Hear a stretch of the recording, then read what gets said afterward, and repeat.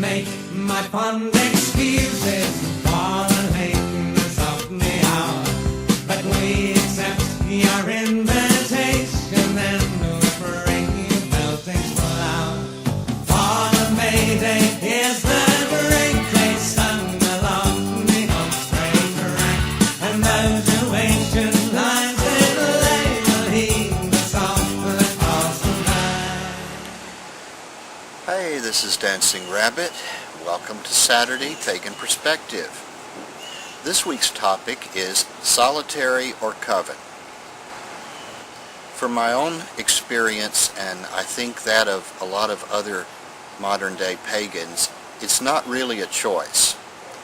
I was introduced to paganism at the Southwest District Unitarian Universalist Summer Institute, and when I got back home I began practicing what I'd learned and learning more by reading books.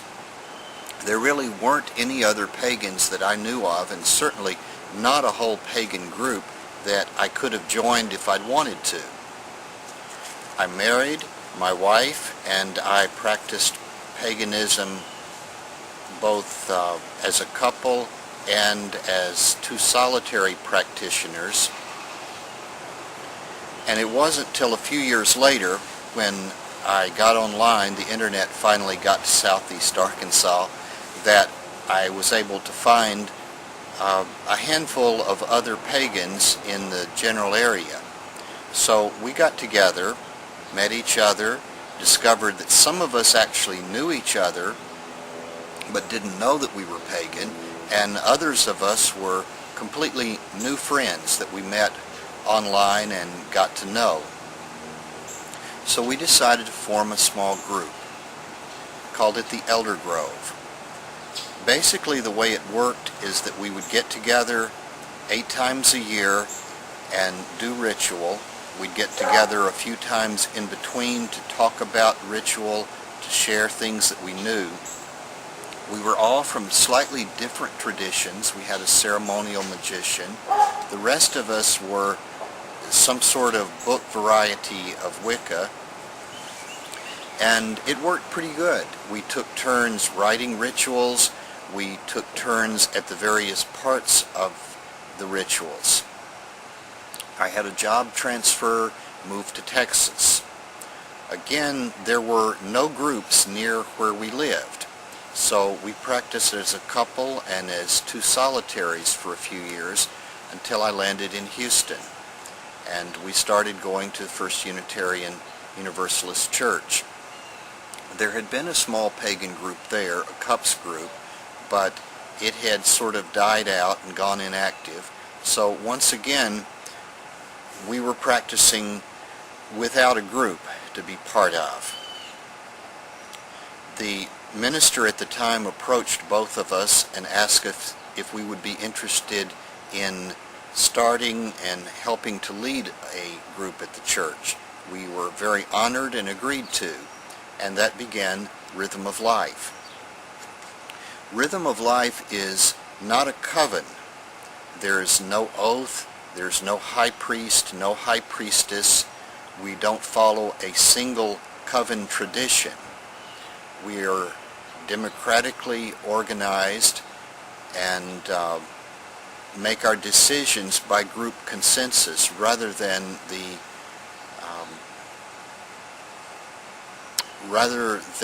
by the authority of the priest or priestess.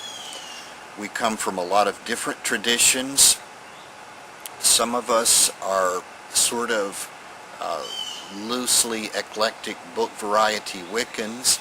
We've got one person who is also a member of a traditional coven.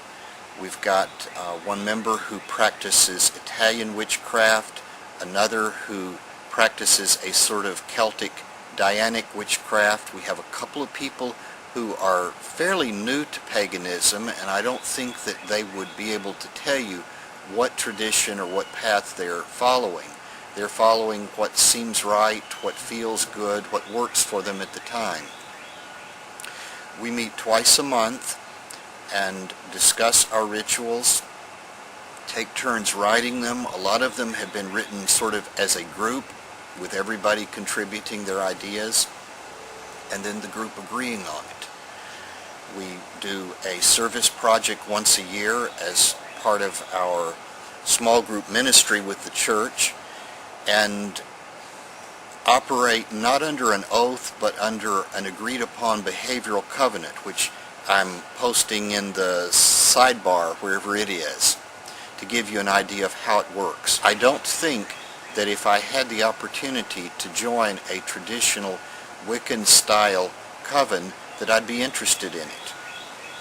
When Gerald Gardner invented Wicca years ago, his idea of the way it was supposed to work is that you would have a small group of 10, 12, 13 members who would be ruled over by a high priest and high priestess, who would be sort of benevolent monarchs of the small group.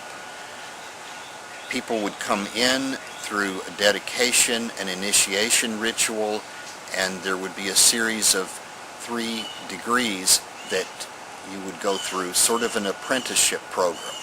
And if you were interested and talented and made it to the 3rd degree, then you would be authorized to spin off and start your own small coven and be the high priest or high priestess of it.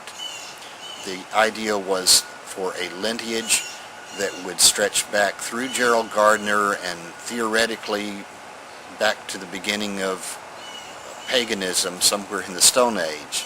But I really don't find that sort of authoritarianism useful, and I feel that if you're wanting to start a group, because there's not a group anywhere close to you to start, that you look into something much more democratic, much less authoritarian, and much looser than a traditional coven.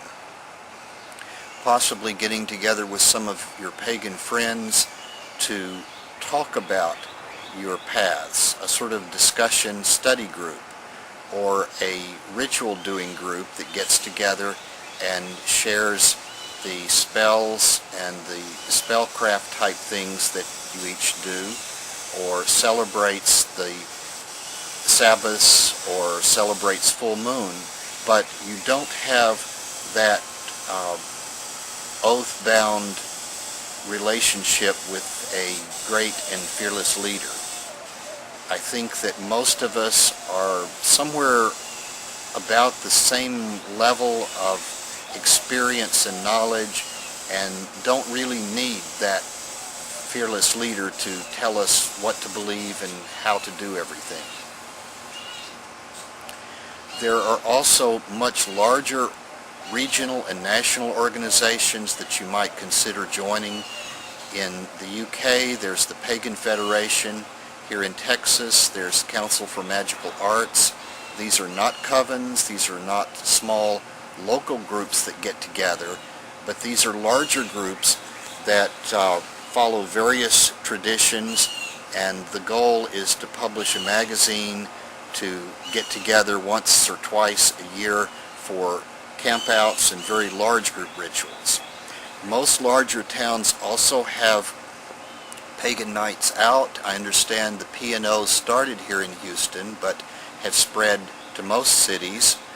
In the UK, they're called pub moots, but basically it's a group of pagans from various pasts getting together for a meal out at a restaurant somewhere and socializing. There's really not any ritual or study or heavy-duty discussion. Another type group that you might be interested in are the Pagan Pride Day groups. Most larger cities have Pagan Pride Day. It's generally in September, October, in the fall, just before Samhain and when the weather has kind of cooled off. So you might search that out online. If there's a group nearby, go to some of their meetings, planning meetings, and get in on the ground floor of Pagan Pride, or at least drop by and enjoy the festival. So that's about all I've got to say on the subject. Till next Saturday, this is Dancing Rabbit wishing you peace. Peace.